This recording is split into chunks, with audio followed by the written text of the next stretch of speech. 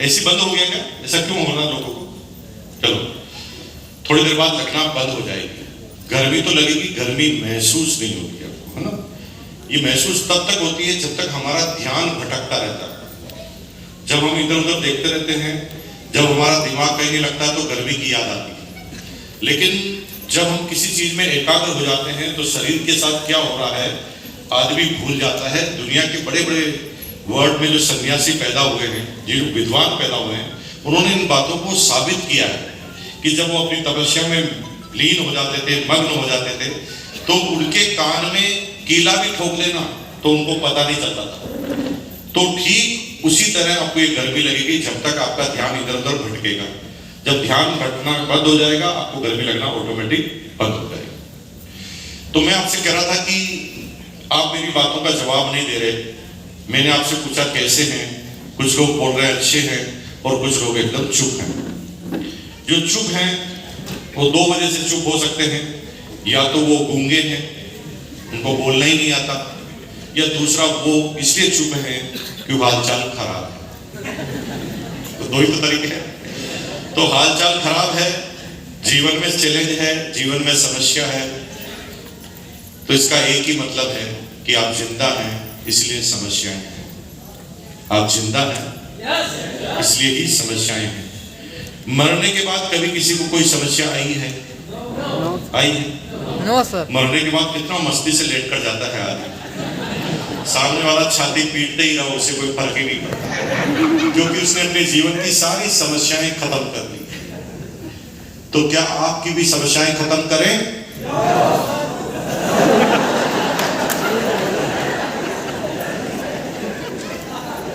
समस्या खत्म होने का मतलब प्रमोशन, और प्रमोशन हमें इतना जल्दी कराना नहीं है। तो भगवान से, ईश्वर से रोज प्रार्थना करो कि तेरे को 2-3 समस्याएं कम पड़ रही है, मेरी लाइफ में कम दिख रही है, तो भेज दे, लेकिन मारना नहीं। तो ये जिंदा रहोगे तो छोटी मोटी समस्याएं, चैलेंज आते रहेंगे। अपनी बात चालू करूं। आदरणीय सचिन सर, श्याम सर, पूनाराम जी, शंकर भाई, रजन मैडम, तमाम टेक्निकल अचीवर, तमाम रॉयल्टी अचीवर और साथियों, मैं यहाँ पर भाषण देने नहीं आया हूँ। भाषण बहुत नेता पैदा हुए हैं इस पृथ्वी पर और हिंदुस्तान में, जिन्होंने खूब भाषण दिए होंगे और आपने सुने होंगे। भाषण से आशाएं जीवित हो जाती है, लेकिन भाषण से जीवन बदल जाएगा इस चीज की गारंटी नहीं है। मैं एक और भाषण देकर आपको कंफ्यूज नहीं करना चाहता। मैं अपने पार्टनर से बात करने आया हूं। आप सब मेरे बिजनेस पार्टनर हैं, हिंदुस्तान में जिस तरह से मेरे बिजनेस पार्टनर है, 1 करोड़ लोगों की मेरी टीम है। हिंदुस्तान में एक भी डिस्ट्रिक्ट ऐसी नहीं है, हिंदुस्तान में एक भी डिस्ट्रिक्ट ऐसी नहीं है, एक भी तहसील लेवल ऐसा नहीं है जहां पर मेरी डाउनलाइन नहीं है। तो मेरा 2-3 साल में एक बार आने का मौका मिलता है यहाँ पर। तो मैं चाहता हूं कि जब भी मैं यहाँ आऊं तो मैं अपने पार्टनर से खुलकर बात करूं, और चाहता हूं बदले में ये कि मेरा पार्टनर भी मेरे से खुलकर बात करे। जब भी मैं उससे पूछूं ना तो वो जवाब दे। हाँ में देना है या ना में देना है, यह आपका स्वतंत्र अधिकार है। आप जिस भाषा में देना जवाब चाहें दे दीजिए, लेकिन बोलना जरूरी है। ठीक है जी? जवाब देना जरूरी है। ये नहीं कह रहा हूं हाँ बोलना, ना बोलना, ना बोलना तो ना बोलो, हाँ बोलना तो हाँ बोलो, लेकिन कुछ बोलो। क्यों बोलना है? क्योंकि जिंदा आदमी ही बोल सकता है।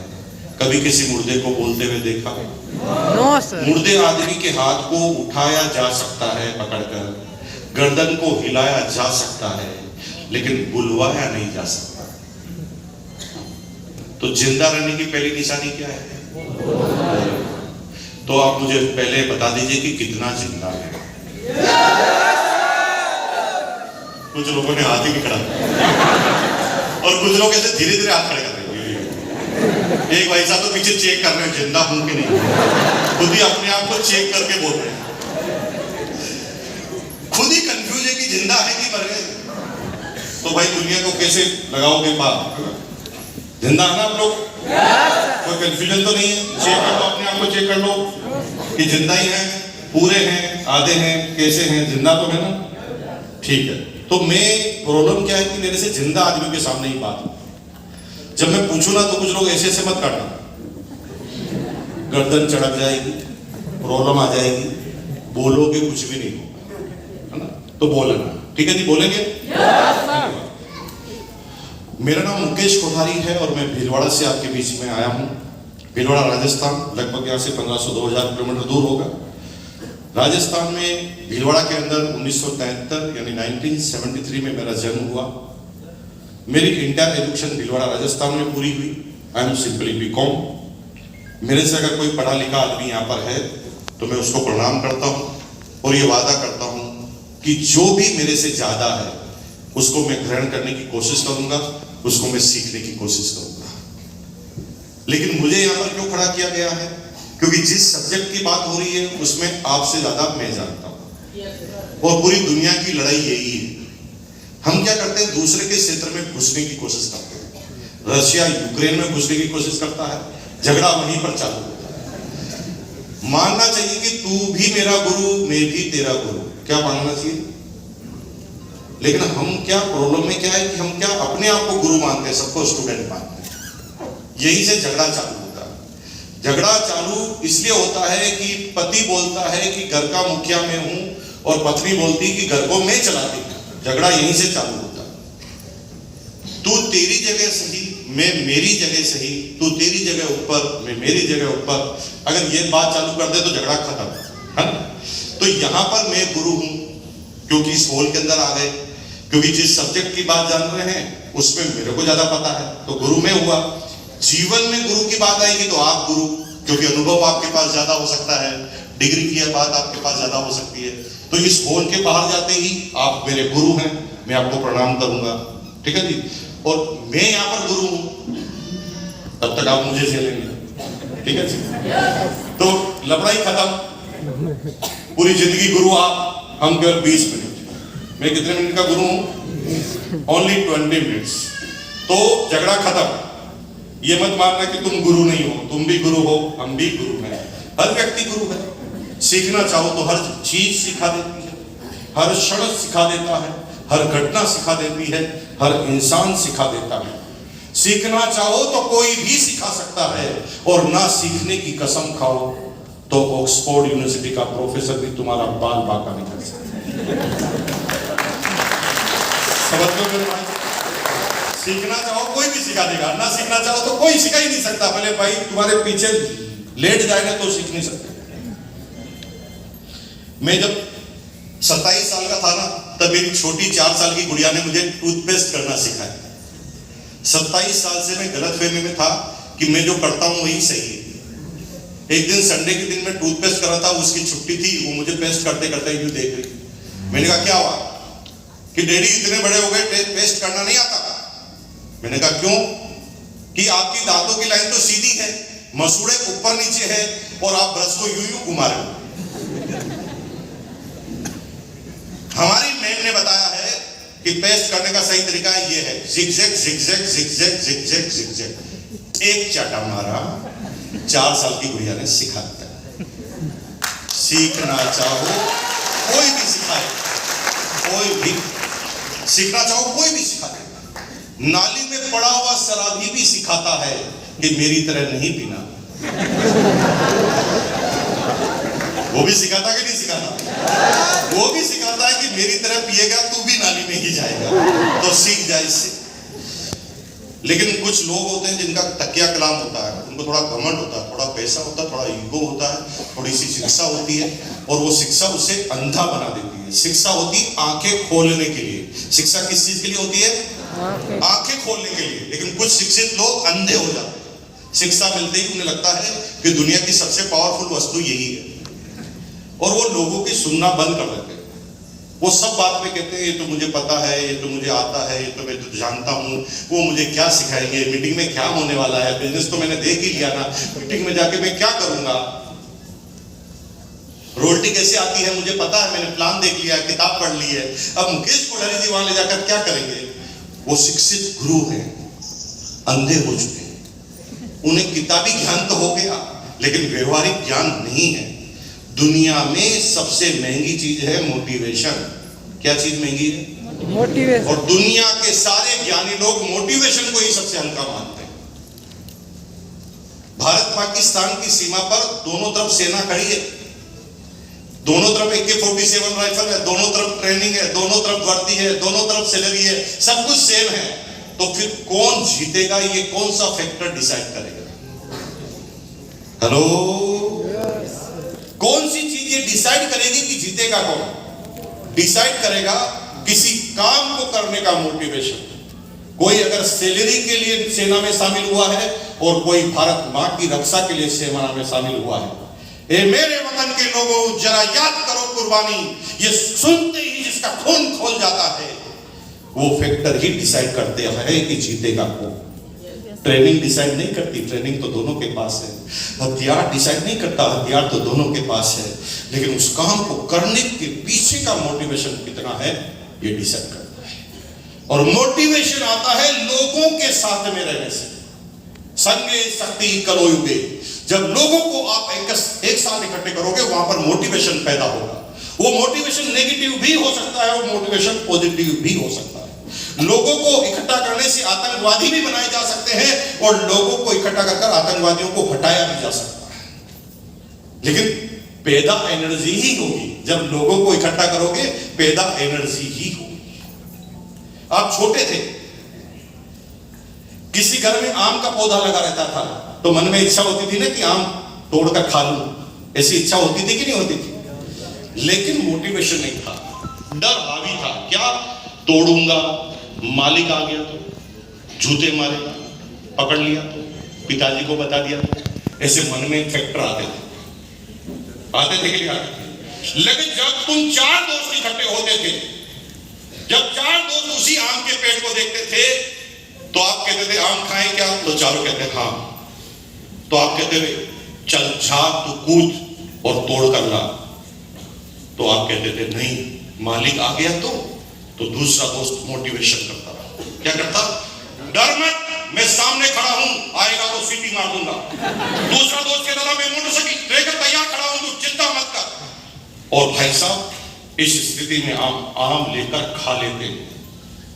पहले नहीं खा पा रहे थे, लेकिन 4 जुई इकट्ठे हुए, मोटिवेशन, अंदर एनर्जी आई। और ये साइंस है। ज्ञानी आदमी थोड़ी कामयाब होता है कभी। मैं 1000 एग्जांपल दे सकता हूं। कई ज्ञानी हैं, ऐसे ज्ञानी हैं जिनको पूरे प्लान की पूरी स्लेब A to Z नियम सारे याद है, लेकिन कभी रोल्टी पे नहीं गए। और हमें कुछ याद नहीं, इन्हें बदलती जाती है। हेलो, सब गोलमाल है, सब गोलमाल है। तुम समझ ही नहीं पाओगे, अभी हम आने वाले समय में आपको समझाएंगे। ज्ञानी से कोई कामयाब नहीं होता। ज्ञान से आप इंडिपेंडेंट होते हैं, किसी निर्णय लेने की पावर तुम्हारे अंदर आ सकती है, लेकिन ज्ञान से तुम कामयाब हो जाओगे, ये तुम्हारी गलतफहमी है। 1973 में जन्म के बाद, अपनी इंटर एजुकेशन करने के बाद, एक प्राइवेट नौकरी से मैंने अपना इकोनॉमिकल करियर चालू किया। 750 रुपए मेरी पहली सैलरी हुआ करती थी प्राइवेट नौकरी में। इतनी कम एज में 750 रुपए की नौकरी मुझे क्यों करनी पड़ी? क्योंकि मेरे पिताजी करोड़पति थे। यस, हाँ, ठीक चल रहा है। अब जिंदा लग रहे हैं। कुछ लोग तो ऐसे आते हैं शुरू में जैसे कोई सत्यनारायण का पाठ है यहाँ पर। हर चीज में स्वाहा, ऐसे नहीं करना। वो जो एक पंडित आता ना आपकी शादी करवाने के लिए, वो पंडित 7 फेरे करवाता कि नहीं करवाता? वो पूरी शादी में कितने मंत्र बोलता है, एक भी मंत्र का अर्थ पता है तुम्हें? फिर भी बिलीव है कि ये बोलेगा, वो सही बोलेगा और इसके बोलने से ही शादी होगी। ये बिलीव है, अर्थ किसका पता नहीं है। और भाई साहब, पूरी शादी में हम शक्ल देखते रहते हैं पंडित की, और पंडित है ना अपने घर की स्टोरी भी सुना दे तो हमें पता नहीं चलता है ये मंत्र बोल रहा है कि अपनी स्टोरी बोल रहा है। फिर भी बिलीव है कि शादी इसके करने से ही होगी। बिलीव क्या है? शादी इसके बोलने से ही होगी। भाई साहब, हमारा बिलीव कर इस चीज पर है कि मंत्र बोलते बोलते जब टोन बदलती है तो हमें पहले पता चल जाता है कि स्वाहा आने वाला है, और हम हाथ लेके पहले ही तैयार होते हैं, गुर गुर गुर गुर गुर स्वाहा। बस इससे ज्यादा कुछ आता है कि शादी में? फिर भी बिलीव है कि नहीं है? फिर भी शादी हो जाती कि नहीं हो जाती? शादी होने के लिए क्या मंत्र याद करना जरूरी है क्या? तो फिर पढ़ाई करने से कामयाब हो जाओगे, बड़ी गलत फहमी है यार। कोई कामयाबी मिलने वाली नहीं, पढ़ाई करने से थोड़ी कामयाबी। चलो, परिवार का इकोनॉमिकल बैकग्राउंड अच्छा नहीं था, इसलिए प्राइवेट नौकरी से अपना करियर चालू करना पड़ा। मेरे पिताजी रिटायर्ड हो गए थे जब मैं 9 साल का था, डिफेंस में थे, फिटनेस साथ नहीं देती थी, वक्त से पहले कंपल्सरी रिटायरमेंट लेना पड़ा। जब पिताजी का रिटायरमेंट हुआ, 250 रुपए पेंशन आया करती थी, 250 रुपए मकान का किराया आता था, स्वाहा। 500 रुपए टोटल इनकम थी। 6 भाई बहनों का परिवार था, सबसे छोटा मैं था, पूरी फैमिली में सबसे छोटा था। तो माँ बाप का सपना था कि किसी तरह ये भी पढ़ जाए, स्वाहा।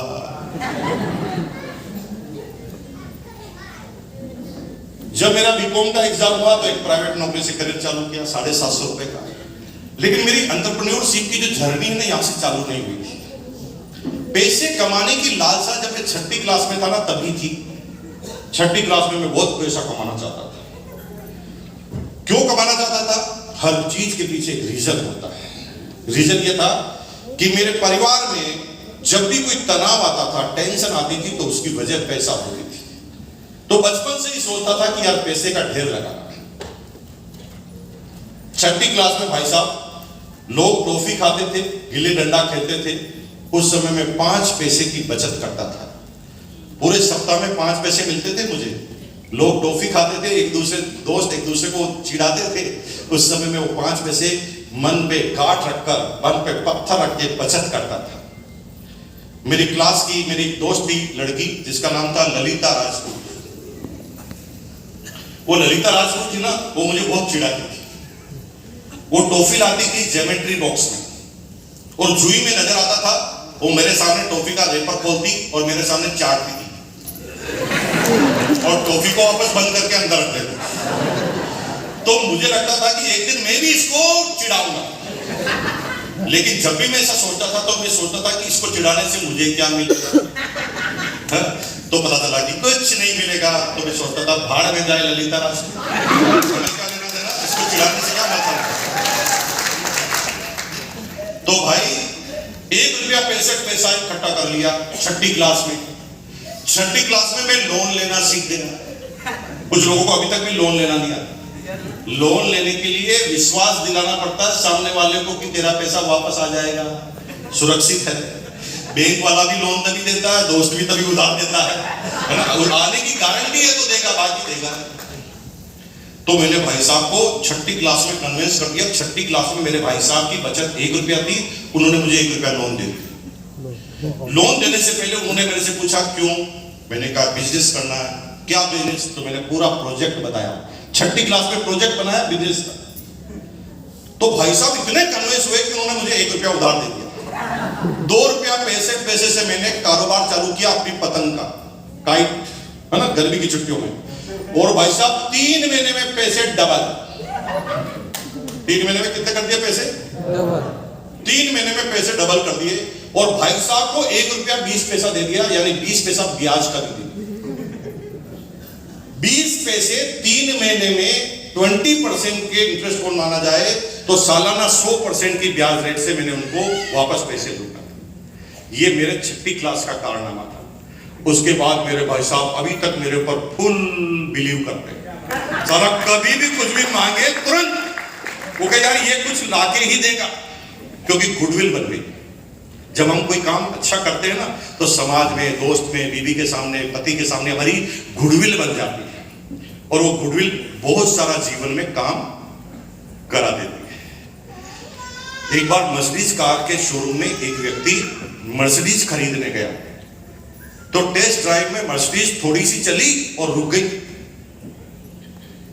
इतिहास में पहली बार ऐसा हुआ कि मर्सिडीज कार चलते हुए रुक जाए।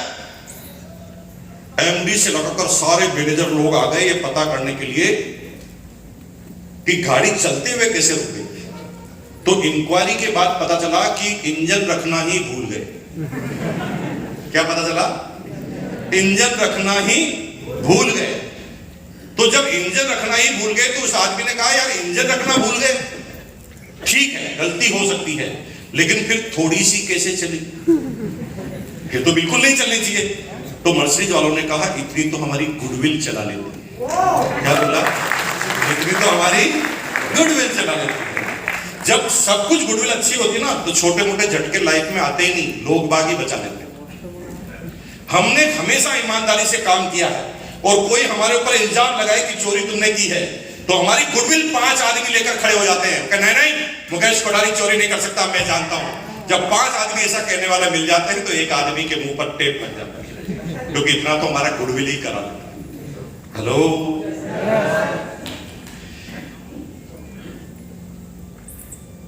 छठी क्लास में पतंग की दुकान लगाई, 3 महीने में पैसे को डबल कर दिया।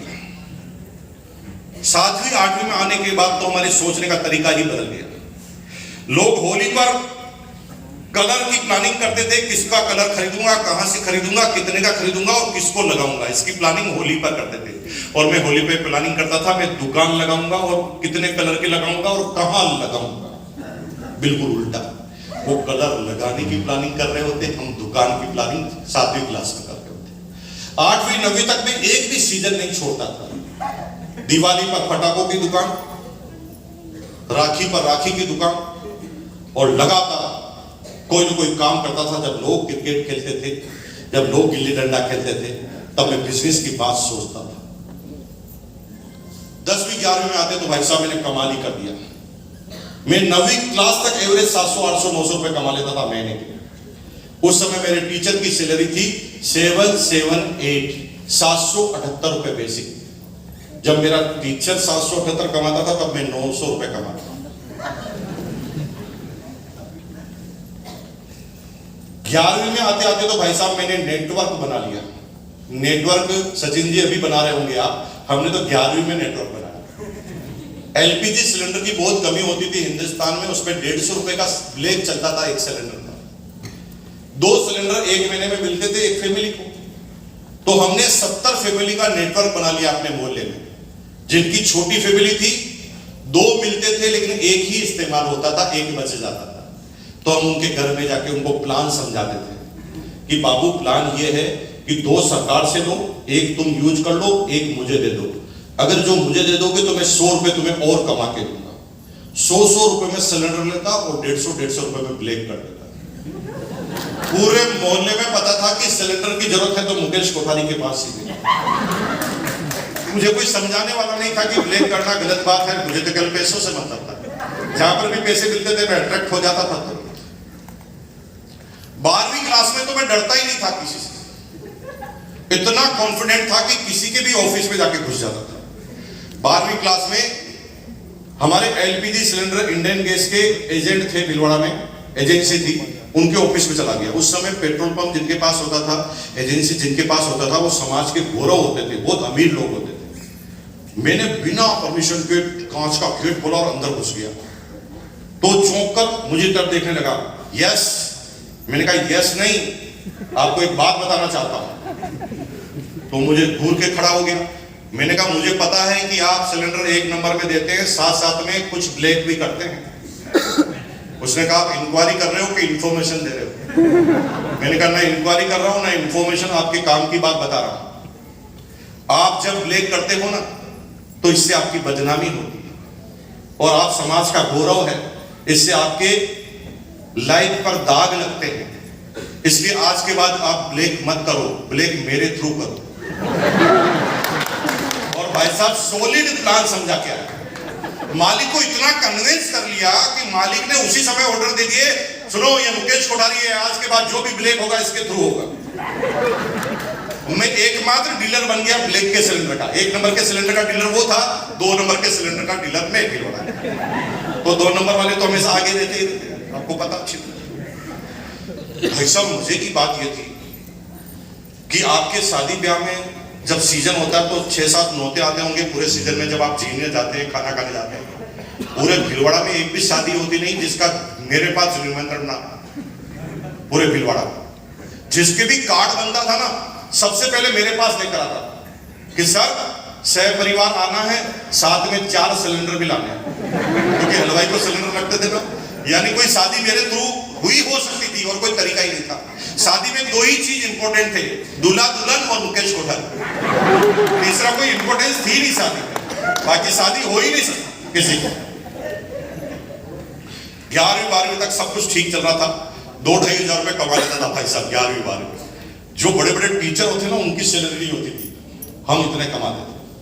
बस एक ही चीज का इंतजार था, किसी तरह एक दिन बीकॉम हो जाऊंगा और उस दिन पैसों की लाइन लगाऊंगा। और जब मैं बीकॉम हुआ, बिना रिजल्ट का इंतजार किए प्राइवेट नौकरी चालू कर दी। पहले मैंने काम करने के बाद मुझे 750 रुपए दिए गए। मैं उसको देखता रहा, मैं सोचा और देगा, लेकिन वो तो दे ही नहीं, 750 के बाद रुक गया। तो मैंने कहा दो ना, क्या दे दिया ना। मैंने 750 रुपए, वो क्या जो भी बीकॉम आता उसको 750 ही देते हैं। वैसा वैसा दिमाग खराब आया। उसी समय मेरे को ऐसा झटका लगा, मैंने कहा नौकरी जिंदगी में कभी करूंगा क्या। घर पे आके खूब रोया, आके लाल कर दी, रात भर रोता रहा, कमरे को बंद करके रोता रहा। सुबह माँ बाप को पता चला तो माँ बाप ने कन्विंस करके गेट को खुलाया और कहा, माँ ने कहा क्या प्रॉब्लम है। मैंने कहा ना वो आदमी ना मेरी कीमत 750 लगा रहा, मैं तुझे 750 का रखता हूं माँ। तो माँ ने कहा नहीं, तू तो करोड़ों का है बेटा। सबकी माँ ऐसी हो। क्या बोला, तू तो करोड़ों का है बेटा, लेकिन तू ये भूल गया है कि ये तेरी पहली इनकम है। This is your first income. ये तेरी अंतिम इनकम थोड़ी है तो रो रहा है। अंतिम इनकम में रोएगा तो पता भी चले कि क्यों रो रहा है, लेकिन पहली इनकम में रोने का कोई प्रश्न ही पैदा नहीं होता। इस बात से कोई फर्क ही नहीं पड़ता कि तू कहां है, फर्क इस बात से पड़ता है कि तुझे जाना कहां है। 100 मंजिल पर भी अगर जाना है तो पहले मंजिल से होकर ही जाना होगा। पहले पैर को रखने के बाद ही तू डिसाइड कर पाएगा कि मैं एक साथ कितनी मंजिल को छलांग सकता हूं या एक साथ कितनी सीढ़ी को छलांग सकता हूं। उस दिन से टॉप प्रायोरिटी से मैंने काम करना चालू किया। खूब मेहनत करता था, लेकिन लोगों से अलग सोचता था, हटकर सोचता था। लोग बाग सब कहते थे ये तेरा काम है, ये मेरा काम है। कोई भी एक्स्ट्रा काम नहीं करना चाहता था, सिर्फ वही काम करना चाहता था जो जिसके उसको पैसे दिए जाते थे। आप भी आज सरकारी कर्मचारी, सरकारी कार्यालय में जाना, प्राइवेट नौकरी में जाना, तो हर आदमी आपको क्या कहेगा, ये मेरा काम नहीं है, शर्मा जी का काम, उनके पास जाओ। जो काम तुझे आता है, तुझे फ्री भी है, कर भी सकता है, फिर भी करेगा नहीं क्योंकि तुझे इस काम का पैसा नहीं मिलता। जब हम हर चीज की कीमत तुरंत लेना चाहते हैं ना, तो फिर भैया तुम नौकर ही बनते। माँ तो जिंदगी भर बच्चे को प्यार करती है, कीमत तो उसे लास्ट में जाकर मिलती है। वो माँ है क्योंकि उसकी कैलकुलेशन माँ की तरह है, उसकी कैलकुलेशन एक बड़े बिजनेसमैन की तरह है, लेकिन हमारी कैलकुलेशन तुरंत वाली है। आज की आज बैलेंस शीट हमें बनानी है।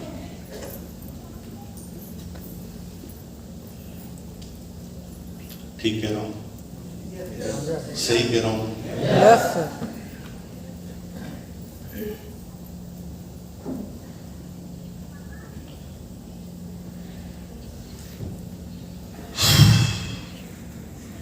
माँ का नाम लेते गड़बड़ हो जाती है थोड़ी सी, सही करते हैं अपने आप को।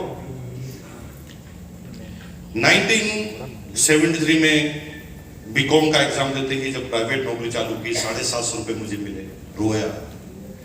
उस दिन से मैंने काम चालू करने किया, बिल्कुल लोगों से हटकर सोचता था, लोगों की तरह सोचता ही, अपने काम को फटाफट करता था और ये सोचता था कि दूसरे के काम को मैं कैसे समझ जाऊं। काम कंप्लीट करके मैं पहुंच जाता था बॉस के चेंबर। यार गर्मी ज्यादा लग रही तो ये खुल सकते हैं क्या गेट? खुल सकता है, एकदम बड़ी है गर्मी, गेट खुल जाए केवल। ये गेट खोल दो भैया, पूरा बाहर की तरफ खुल सकते हैं, ये दोनों गेट खोल दो। बाहर से जाना पड़ेगा। हाँ बाहर से खोल दे। अभी जिंदा है मेरे, थैंक यू वेरी मच। इतनी गर्मी में भी जिंदा है। लोगों से हटकर सोचने मेरी आदत थी, और होता क्या था कि सबके काम को मैं अपना काम करने लगा। मैं अपने काम को फटाफट कंप्लीट करता था और फटाफट कंप्लीट करने के बाद बॉस के चेंबर में बैठ जाता था। तो बॉस मेरे से कहता था क्यों फ्री क्यों आ गया? तो मैं कहता था मेरा काम कंप्लीट है। तो बॉस मुझे कुछ कह नहीं पाता और मैं चुपचाप बॉस के सामने बैठता और मैं बॉस के काम को चेक करने की कोशिश करता कि ये करता क्या है, और मैं इस बात का पता लगाने की कोशिश करता था कि ये मेरा बॉस क्यों है, ये मेरा बॉस ऐसा क्या करता है कि ये मेरा बॉस है, और मैं उसके काम को चेक करने की कोशिश करता। 3-4 इंटरव्यू को चेक करते ही मैं पकड़ लेता था कि ये करता क्या है। और 3-4 एंट्री को चेक करने के बाद मैं बॉस को धीरे से कहता, बॉस आप इतने बड़े आदमी हो, क्या छोटे मोटे काम करते हो, है ना, ये काम तो मैं ही कर सकता हूँ, आप कोई दूसरा काम करो ना अपने लायक। तो बॉस कहता था ये छोटा मोटा काम नहीं है, इस एंट्री पर पूरी कंपनी टिकी है। मैंने कहा कंपनी तो टिकी है लेकिन मैं भी कर सकता हूँ इसे। तो बॉस कहता ला करके बता। 1 2 3 एंट्री बॉस के सामने करता, बॉस पूरी तरह कॉन्फिडेंस हो जाता और बॉस वहां से चला जाता और मैं बॉस का काम करने लग जाता। धीरे धीरे मैं बॉस के काम टुकुर टुकुर टुकुर सारे काम लेना चाहिए। अब सारे काम में बॉस के लेता था, बॉस एकदम खुश रहता था, पूरे दिन फ्री, बॉस के पास कोई काम ही नहीं, सारे काम तो बॉस के मैं करता। पूरी कंपनी में सबको आसानी से छुट्टी मिल जाती थी, मेरे को छोड़कर मुझे छुट्टी नहीं मिलती। मैं छुट्टी मांगता था तो बॉस कहता था क्यों, किस लिए चाहिए, क्या काम है। मैंने कहा सर बच्चे की स्कूल की फीस जमा करानी है। फीस मैं घर से आके मैं जमा करा दूंगा, चल तू यहीं पर बैठ। धीरे धीरे बॉस मेरे काम करने लगा, मैं बॉस के काम करने लगा, मेरे घर के काम भी बॉस करने लगा। छोटे मोटे फीस जमाना, ऑयल लाना, साबुन तेल, ये सब अपने बॉस ही करते थे और बॉस के सारे काम हम करते थे। जिस भी डिपार्टमेंट में जाते थे वहां के काम को धीरे धीरे धीरे खींचना चालू कर। वो लोग इतने खुश होते कि इसका काम, मेरा काम ये कर रहा है, वो खुश होते थे। लेकिन बेवकूफ ये भूल जाते कि तेरी ही कुर्सी हिलाने के लिए आया हूं।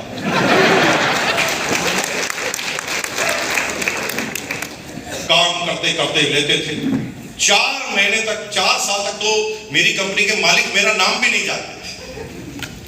एक दिन मैंने क्या किया, कंपनी को झटका लगाने के लिए 15 दिन की छुट्टी ले ली। जब 15 दिन की छुट्टी ले ली तो कंपनी का मालिक 7 दिन में एक बार आता था। तो ऑफिस में आया, ऑफिस में आके सब मैनेजर को बुलाया और बोला बताओ काम। वो कहे सर काम तो हुआ नहीं। क्यों? सर मुकेश कोठारी छुट्टी पर है। अब जिस भी मैनेजर से पूछे वो एक ही जवाब दे, मुकेश कोठारी तो छुट्टी पर है। तो बॉस को आ गया गुस्सा, मालिक को आ गया गुस्सा, हु इज मुकेश कोठारी, लेकर आओ उसे, सर छुट्टी पर है। अरे घर पर होगा, उठा कर लाओ। घर पर आ गए 4 मुस्टंडे मुझे लेने के लिए और कहा चलो। मैंने कहा नहीं चलूंगा। तो उसने कहा चुपचाप चल रहा है कि उठा के ले चले। मैं चुपचाप गाड़ी में बैठा और बॉस के पास, मालिक के पास पहुंच गया। मालिक ने मुझे देखते ही कहा तू मुकेश कोठारी है? मैंने कहा हाँ मैं हूं। तो हमारा वजन बढ़ जाता। में जन्म के बाद, अपने एजुकेशन के बाद, नौकरी चालू करने के बाद सब कुछ ठीक ठाक चल रहा। धीरे धीरे काम लेते थे कंपनी का और कंपनी के बॉस को पंगु बनाते थे। एक दिन मालिक ने बुलाया, मालिक ने मुझे कहा कि तू ही मुकेश कोठारी? मैंने कहा yes I am Mukesh Kothari. वो कहा क्यों नहीं आ रहा नौकरी पर? मैंने कहा सर नौकरी में 15 दिन की छुट्टी तो बहाना है, असल में नौकरी छोड़नी है। तो बॉस कहता क्यों क्यों छोड़नी है? मैंने कहता सैलरी नहीं परवड़ रही सर, आप मुझे सिर्फ 3,500 दे रहे हैं, घर के खर्चे नहीं चल रहे। तो बॉस ने कहा चल कोई बात नहीं, तेरी 4,000 कर देंगे अगले महीने से, 4.5 कर देंगे, चल चुपचाप कल से आ जाना। मैंने कहा 4 नहीं सर 7 और सीधा बॉस की सैलरी के बराबर, एक ही झटके। 1999 में मेरी बेसिक सैलरी थी 13,000। उस समय गवर्नमेंट के जो कलेक्टर थे ना, उसकी बेसिक सैलरी थी 9,998। साला में तो साफ बन गए। 27 साल की एज में सब कुछ ठीक था, बीवी एकदम खुश क्योंकि उसको टाइम टू टाइम साड़ियां मिल जाती थी, बच्चे खुश क्योंकि उन्हें खिलौने मिल जाते थे, एजुकेशन अच्छी हो रही थी, माँ बाप खुश कि बच्चा अच्छा काम कर रहा है, समाज वाले भी खुश होते क्योंकि मंदिर मस्जिद जब भी बनता था तो हम 500-1000 रुपए का चंदा दे देते थे। दुनिया ठीक चल रही थी, लेकिन लोगों की नजर में मैं ठीक चल रहा था, मेरी नजर में मैं ठीक नहीं था। मेरे अंदर एक एंटरप्रेन्योरशिप का कीड़ा था जो पैसों के बारे में बात करता था। वो बार बार रात को मुझे पूछता था हो गया संतुष्ट, बहना तू 13,000 का आदमी? तो अंदर से मैं कहता था नहीं, मैं 13,000 का आदमी नहीं हूं, मुझे कुछ बड़ा करना है। नौकरी के साथ भी मैं उल्टे पुल्टे काम करता रहता था। कंपनी मुझे टूर पर भेजती थी, कभी दिल्ली, बम्बई, कोलकाता, मद्रास। भाई साहब मैं भी टूर पर जाता था। सारे सेल्समैन रात को 7-8 बजे तक काम करते, फिर सारे सेल्समैन सारी कंपनियों के इकट्ठे होते और पार्टी करते, बोतल का ढक्कन खोलते, सबकी पार्टी एक जैसी चलती थी। लेकिन वो 100 रुपया खर्च करने की तैयारी करते थे और मैं 100 रुपए को निवेश यानी इन्वेस्टमेंट करने की तैयारी करता था। रोड पर जाता था, एक ऑटो वाले को लेता था और ऑटो वाले को कहता था ये ले 100 रुपए और चल। वो कहता था कहां? मैंने कहा पता नहीं, सिर्फ चल। वो कह यार भाई साहब क्यों ऐसी बातें कर रहे हो, मजा कर रहे हो, ऐसे कोई बोलता है चल चल, कहां चलना बताओ ना। मैंने कहा भाई साहब समझो, आपकी 3 घंटे की रेट है 40 रुपए और मैं तुम्हें दे रहा हूं 100 रुपए। ये ऑटो के लिए नहीं है, ये 60 रुपए मेरे प्रश्नों के उत्तर देने के लिए है। मैं तुम्हारे ऑटो के पीछे बैठूंगा, तुम ऑटो चलाते रहना, मैं जो ढंग से पूछूं उसका जवाब दे देना। और भाई साहब पैसा जब डबल मिले तो अच्छे अच्छे नाचने लग जाते हैं। तो ऑटो वाला कहता यार भाई साहब ये ग्राहक बहुत अच्छे हैं। मैं चुपचाप बैठ जाता और ऑटो वालों से पूछना चालू करता, तेरा नाम क्या है, तू कहां से आया है, कितना पढ़ा है, ऑटो क्यों चलाता है, ऑटो ही क्यों चलाता है, किस गांव से आया है, इसी गांव में क्यों आया है, तेरे गांव की खास बात क्या है, तेरे गांव में क्या खास होता है, तेरे गांव में क्या पैदा होता है, तेरे गांव से क्या बेचा जाता है, तेरे गांव में क्या खरीदा जाता है, तेरे गांव की क्या विशेषता है। फिर वो धीरे धीरे कहता हमारे गांव में सर एक बड़ा सा मार्केट है, चाइनीज मार्केट, वहां से चाइना से इंपोर्ट होता है सामान। मैंने कहा चल चाइनीज मार्केट चल। वो मुझे मनीष मार्केट ले जाता, मैं उसको वहां पर वेट कराता और मनीष मार्केट को घूमता, पूरा विजिट करता, एक एक दुकान पर जाता, क्या क्या सामान मिल रहा है ये चेक करता। बस एक ही चीज का पता लगाता कि ऐसी कौन सी चीज है जो यहां पाई जाती है और मेरे भीलवाड़ा में नहीं पाई जाती। मैं यहां से ले जाकर भीलवाड़ा में बेच दूंगा। क्या सोचता था, क्या कहता था, बेच दूंगा। मेरे दिमाग में पूरे दिन भर चलता था बेच दूंगा, इसको बेच दूंगा, उसको बेच दूंगा, जो मिलेगा बेच दूंगा। बस दिमाग में फिट था बेचना बेचना बेचना। सीडी प्लेयर 16,000 के आते थे सोनी के उस समय, चाइना से 4,000 के आते थे। हम 4,000 के सीडी प्लेयर लाकर भीलवाड़ा में 5,000 में बेच देते थे। कोरियन शर्ट आती थी 250 रुपए की, भाई साहब 50-50 एक शर्ट सब लाते थे और 300-350 रुपए में बेच देते। हमारी दुकान गजब की चलती थी घर पर भाई साहब। लेकिन दुकान किसकी थी अभी तक किसी को पता नहीं चला कि दुकान किस चीज की है, क्योंकि हमने अलग ही दुकान खोल दी। दुकान क्या थी, एक्स्ट्रा ऑर्डिनरी दुकान, जिसमें कोई भी सामान फिक्स नहीं था कि किस महीने क्या मिलेगा। सबको पता था कि कुछ भी मिल सकता है, क्योंकि ये आदमी है बेच देता है हर चीज। लोग रास्ते में रोक रोक के पूछते थे अब टूर पे कब जाओगे, वापस कब आओगे, क्योंकि उन्हें एक चीज फिक्स थी कि जब भी ये लाएगा तो यूनिक ही लाएगा, ऐसी चीज लाएगा जो हमारे भीलवाड़ा में मिलती ही नहीं। तो मेरे परमानेंट ग्राहक बन गए भाई साहब। मेरे लोग बाग मन्नतें करते थे, इतनी मन्नतें तो बीवी भी नहीं करती थी कि कब आएगा मेरा पति देव। सारे ग्राहक मन्नतें करते थे कि भीलवाड़ा में कब आएगा मुकेश कोठारी, हमारे लिए कुछ नई चीज लेकर आएगा। और भाई साहब 13,000 नौकरी के साथ हम 13,000 और कमाने लगे। सब कुछ ठीक ठाक चल रहा था, लेकिन ये कीड़ा नहीं सोने देता था। ये कहता था 25,000 का आदमी है, तो अंदर से आवाज आती थी नहीं 25,000 के लिए थोड़ी पैदा हुआ है। कुछ न कुछ कुछ न कुछ चलता रहता था दिमाग के अंदर। और ऐसी स्थिति में एक दिन आप ही की तरह सेमिनार में आ गए। आप में से कोई आदमी मुझे बुलाता ना तो मैं आता ही नहीं, क्योंकि मेरा ईगो हर्ट हो जाता। हर आदमी को इनवाइट करने का तरीका अलग अलग होता है। हमारे रिजल्ट क्यों नहीं आते? आज भी ऐसे कई आदमी होंगे जिन्होंने 100 आदमियों को बुलाया होगा यहाँ पर, लेकिन 2-3 ही आए होंगे।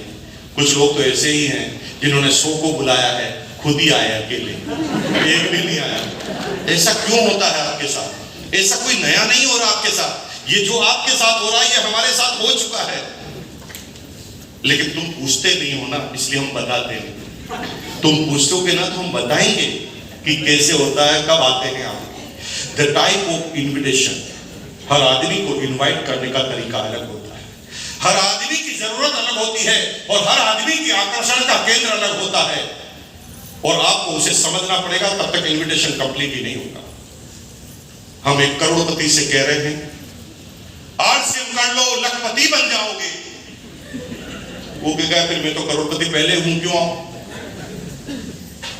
तो वो पैसों से आकर्षित होगा ही नहीं, उससे आकर्षित करना पड़ेगा मान सम्मान से, उससे आकर्षित करना पड़ेगा लीडरशिप से। लेकिन एक बेरोजगार आदमी है, उससे कहो आज से हम कर ले तेरा नाम हो जाएगा, अगर नाम नहीं चाहिए मुझे रोटी चाहिए, उसकी जरूरत कुछ और है। एक लेडी इसलिए बिजनेस में आती है क्योंकि उसे इंडिपेंडेंसी चाहिए। एक कामकाजी महिला इस बिजनेस में इसलिए आती है कि उसे सिक्योरिटी चाहिए, सबको अलग अलग चीज चाहिए। लेकिन आप क्या है, एक ही तरह का खाना सभी को खिलाते हो, इसलिए आता ही नहीं है। मुझे इनवाइट करने का तरीका क्या था उसे समझेंगे तो बात समझ में आ जाएगी। हालांकि ट्रेनिंग का विषय है, मैं ज्यादा लंबा इसके अंदर पूछना नहीं चाहता। मेरी अपने ने मुझे कैसे इनवाइट किया, मेरे कंपनी में मेरे बॉस, मेरी कंपनी में मेरे बॉस, इमीडिएट बॉस, वो मुझे एक दिन मुझे क्या कहते हैं, शनिवार के दिन, मुकेश तेरी हेल्प चाहिए। उसने एक भी बार नहीं कहा कि तू कर ले आज से। उसे पता है कि इसे बोलूंगा तो ये पहले ही बिजनेस करता है, पहले इतने पैसे कमाता है और मेरे पास अनुभव है ही नहीं, और मैं इसे बताऊंगा तो ये अंदर क्या सोचेगा, अच्छा तू मुझे बताएगा। उसे पता था मेरा ईगो क्या है। उसे मुझे कहा हेल्प चाहिए। मैंने कहा कौन सी हेल्प? कि आप सैलरी से परवड़ता नहीं है, कुछ एक्स्ट्रा करना चाहता हूं, बिजनेस कभी किया हुआ नहीं है, आइडिया नहीं है कि कौन सा करना है कि नहीं करना, लेकिन मुझे पता है कि तू करता है। मैं डर गया। मैंने कहा इसको कैसे पता कि मैं करता हूं? तब उसने धीरे से कहा बेटा मुझे पता है, मैं तेरा बाप हूं, बॉस हूं तेरा, तू जिस लेवल पे काम कर रहा ना उस लेवल पर मैं काम कर चुका हूं। कभी कभी अपने पिताजी को हम समझाने की कोशिश करते हैं, तुम्हारे पिताजी तुम्हारे से समझेंगे? पागल है वो? तुम्हारे पिताजी को सब पता है कि तू क्या क्या कर सकता है, कौन से गुण खिला सकता है। वो कभी कभी ऑटोमेटिक कन्विंस होने की कोशिश करते हैं आपको खुश करने के लिए, बाकी पिताजी को समझाना असंभव है संभव। मैं एकदम डर गया। मैंने कहा इसको कैसे पता? तभी बॉस ने कहा नहीं नहीं मेरे को कोई प्रॉब्लम नहीं, तू करे, क्योंकि कंपनी का काम तू ठीक टाइम पे कर रहा है, मुझे क्या लेना देना तू कुछ भी करे, और भगवान की दया से तू लाखों करोड़ों कमाए हमारे तरफ से। उससे मुझे एकदम हल्का कर दिया।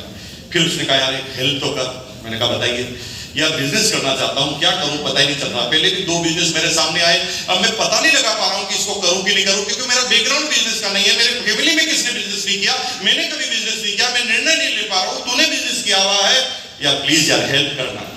कल मेरे कुछ दोस्त है ना 10 बजे मेरे घर पर आ रहे हैं, वो फिर मुझे बिजनेस बताएंगे, फिर मैं प्रॉब्लम में फंस जाऊंगा, करूंगा कि नहीं करूंगा।